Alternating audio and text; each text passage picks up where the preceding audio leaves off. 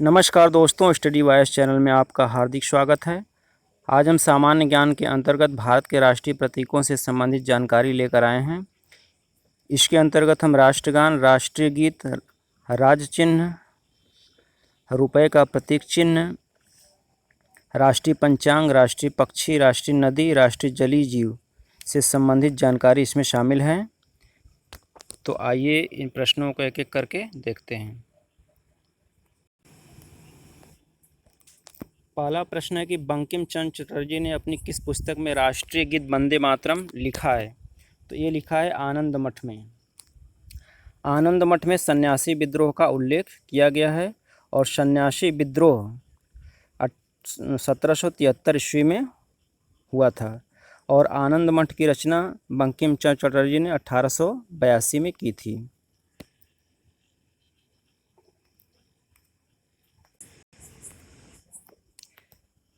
Next प्रश्न है कि वंदे मातरम का अंग्रेजी भाषा में अनुवाद किसने किया था? तो वंदे मातरम का अंग्रेजी भाषा में अनुवाद किया था अरविंद घोष ने।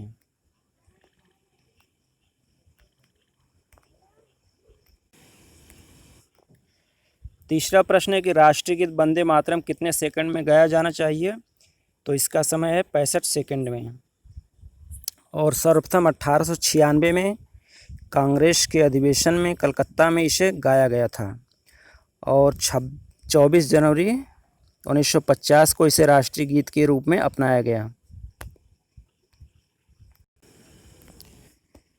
चौथा प्रश्न है कि राष्ट्रगान जनगण मन कांग्रेस के किस अधिवेशन में प्रथम बार गाया गया?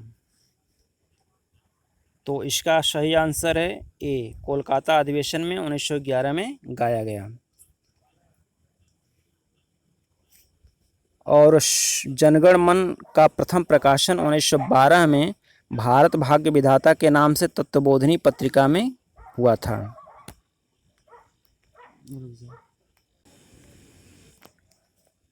पांचवा प्रश्न है कि राष्ट्रगान का अंग्रेजी अनुवाद रविन्द्रनाथ टैगोर द्वारा मॉर्निंग सॉन्ग ऑफ इंडिया के नाम से कब किया गया? तो ये किया गया था 1919 में। छठा प्रश्न है कि संविधान सभा ने जनगण मन को राष्ट्रगान के रूप में कब अपनाया था? तो इसे अपनाया गया था 24 जनवरी 1950 को और इसको गाने में जो समय लगता है वो लगता है 52 सेकेंड।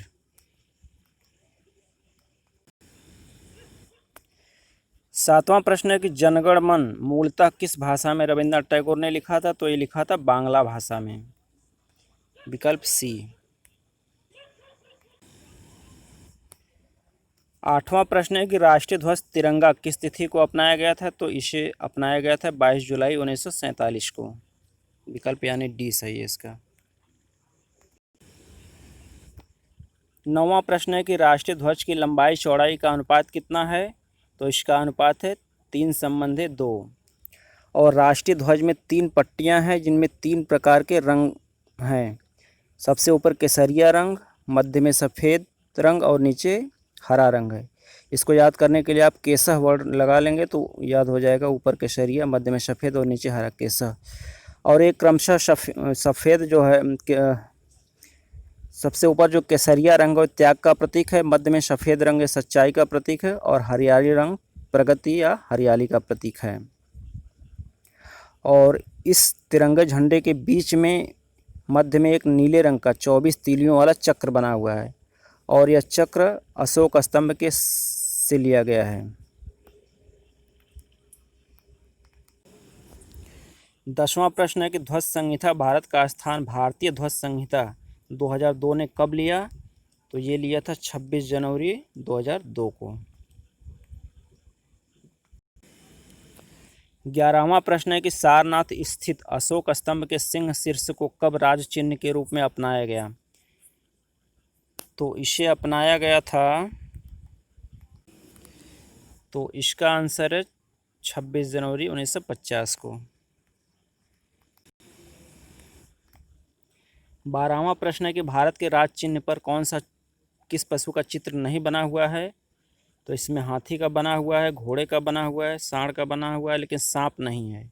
तो सांप की जगह किसका है? शेर का है। तो हमारा आंसर जो है सही हो जाएगा डी।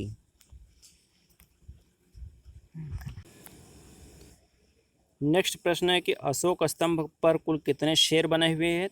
तो इसका आंसर होगा सी, 5 शेर। 4 शेर ऊपर 4 दिशाओं में मुख करके खड़े हुए हैं और नीचे के 4 जीवों सांड, हाथी, घोड़ा, शेर में से एक शेर है। इस प्रकार कुल 5 शेर हो गए। क्या 14वां प्रश्न है कि राज चिन्ह पर लिखा गया सत्यमेव जयते कहाँ से लिया गया है? तो ये लिया गया है मुंडकोपनिषद से। 15वां प्रश्न है कि भारत का राष्ट्रीय पंचांग किस पर आधारित है? तो यह आधारित है शक संवत पर। और शक संवत को कुषाण शासक कनिष्क ने 78 ईस्वी में चलाया था और भारत सरकार ने इसको 22 मार्च 1957 को अपनाया। 16वां प्रश्न है कि शक संवत का पहला और अंतिम महीना कौन सा है? तो इसका सही आंसर होगा विकल्प डी, यानी पहला महीना चैत्र है और अंतिम महीना फागुन है।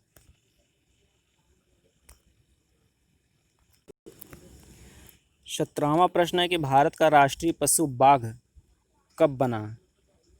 तो इसका आंसर है विकल्प बी, 1972 में।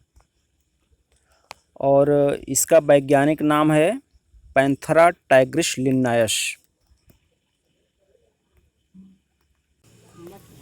नेक्स्ट प्रश्न है कि भारत में बाघों के संरक्षण के लिए बाघ परियोजना कब शुरू की गई थी? तो इसका आंसर है 1973 में। इसका उद्देश्य था भारत में बाघों की घटती हुई संख्या को देखते हुए इनके संरक्षण का प्रयास किया जाना।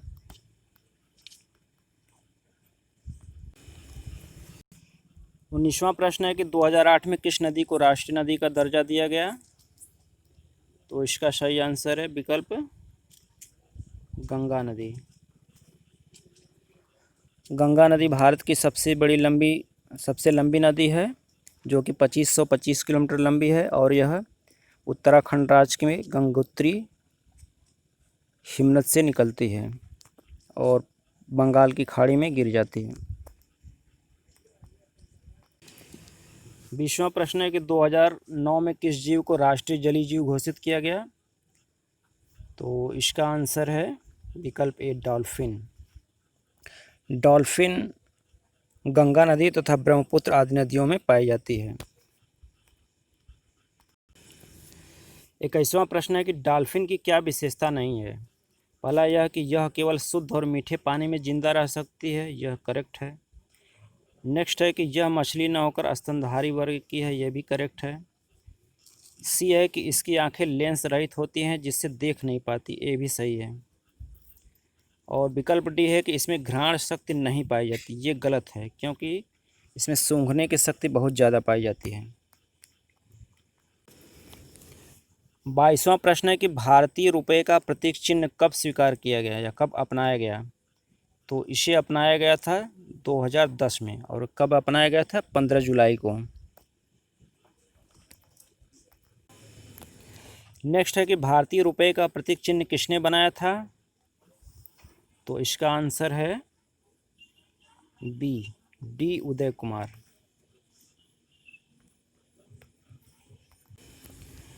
नेक्स्ट प्रश्न है कि भारतीय रुपये का प्रतीक चिन्ह किन 2 लिपियों से मिलकर बना है? तो इसका आंसर है विकल्प सी, देवनागरी लिपि और रोमन लिपि। यह देवनागरी लिपि के र तथा रोमन लिपि के आर से मिलकर बना हुआ है। 25वां प्रश्न है कि 2010 में किसको राष्ट्रीय धरोहर पशु घोषित किया गया? तो ये घोषित किया गया था हाथी को। और 1992 में हाथी के संरक्षण के लिए हाथी परियोजना शुरू की गई थी। 26वां प्रश्न है कि भारत ने राष्ट्रीय खेल हॉकी में कब विश्व कप जीता था? तो ये जीता था 1975 में। और भारत ने एक बार ही केवल विश्व कप हॉकी में स्वर्ण पदक जीता है और उस समय कप्तान थे अजीत पाल सिंह। और भारत ने ओलंपिक में हॉकी का 8 बार स्वर्ण पदक जीता है और अंतिम बार हॉकी का ओलंपिक स्वर्ण पदक भारत ने 1980 के मास्को ओलंपिक में जीता था। 27वां प्रश्न है कि भारत का राष्ट्रीय वृक्ष कौन सा है? तो ये है विकल्प डी, बरगद। 28वां प्रश्न है कि भारत का राष्ट्रीय फल कौन सा है? तो भारत का राष्ट्रीय फल है आम और इसका वैज्ञानिक नाम है मैंगिफेरा इंडिका। 29वां प्रश्न है कि भारत की राष्ट्रीय मिठाई कौन सी है? तो भारत की राष्ट्रीय मिठाई है जलेबी, विकल्प डी। और लास्ट प्रश्न है कि भारत का राष्ट्रीय पक्षी कौन सा है? तो भारत का राष्ट्रीय पक्षी है मोर। और सभी प्राणियों में मोर ही एक ऐसा जीव है जिसमें नर मादा से सुंदर होता है और केवल नर मोर ही नृत्य करता है। तो दोस्तों, ये राष्ट्रीय प्रतीकों से संबंधित अति महत्वपूर्ण 30 प्रश्न थे। इन प्रश्नों को देखने के बाद, वीडियो देखने के बाद, आप यदि वीडियो अच्छे लगे हों, प्रश्न अच्छे लगे हों, तो वीडियो को लाइक करना न भूलिएगा। साथ ही यदि अभी तक आप मेरे चैनल को सब्सक्राइब न किए हों तो सब्सक्राइब कर लीजिएगा। वीडियो देखने के लिए आप लोगों का धन्यवाद।